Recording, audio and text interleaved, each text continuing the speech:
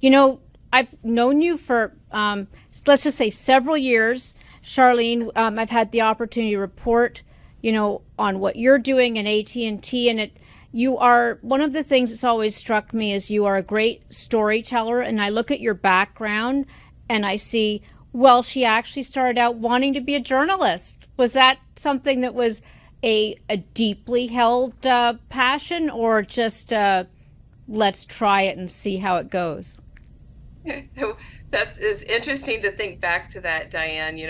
I grew up in a very small town, actually a farm outside of a very small town, and I think back about what the impact of education can do to somebody and the impact of teachers on education.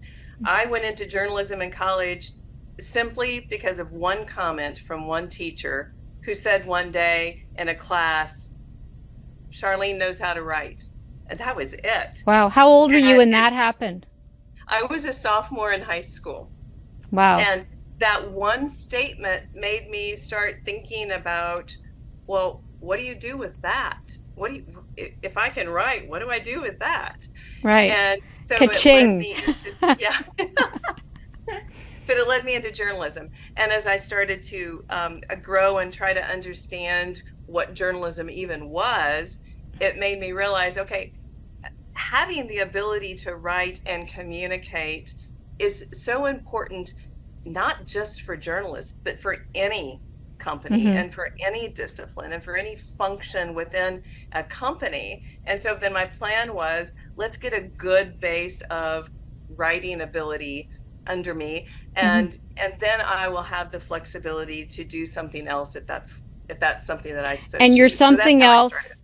I think it was it Southwestern Bell Telephone? I know this sounds like this is your life. I promise we'll get to. But was that the something else? What made you make that pivot early in your Uh, career? well, what's interesting is my college advisor said, "Hey, there's an opening at Southwestern Bell. You should apply. It's to write the company newspaper in Mm. Kansas." So it was a pretty easy transition because it was still writing. It was just for a different audience, and that was how I entered into the telecom business. And my goodness, how it has changed since then. And I won't say how long ago that was, but No, trust me, but it was a look, long time ago. I think one of the stories that passion for education, I think, is very much continued at AT&T. And T. And the story that always stands out to me, and I'd love you to tell, is where you had a student who was shadowing you, who wanted to be a teacher. I'll let you tell the story. That's always very much struck with me as to what's wrong with a lot of education in this country. Go. Yeah, that stuck out to me too. It was a young lady from a high school in southern Dallas, and she was talking about wanting to be a teacher and specifically a kindergarten teacher.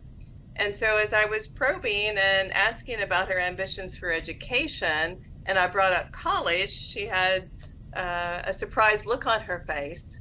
And it took me a while to figure out what was going on. And finally, she said, I didn't realize I had to go to college to do that. And so it was just a stark reminder of how much we can assume in these jobs about the gap between what we know and what certain populations of the country know. The same kind of revelation came to me when we were mentoring in a high school and we were showing individuals, here's a picture of the kind of car you might be able to drive if you have a high school education. Mm. Here's one if you don't. Here's what happens if you can have a college education. And just equating based on some third party studies what an income level can equate to in terms of being able to buy a home, being able to buy a car. And the stunned reaction from some of these students was really stark to us because they didn't understand the reality of what an education can actually do for Yeah. you.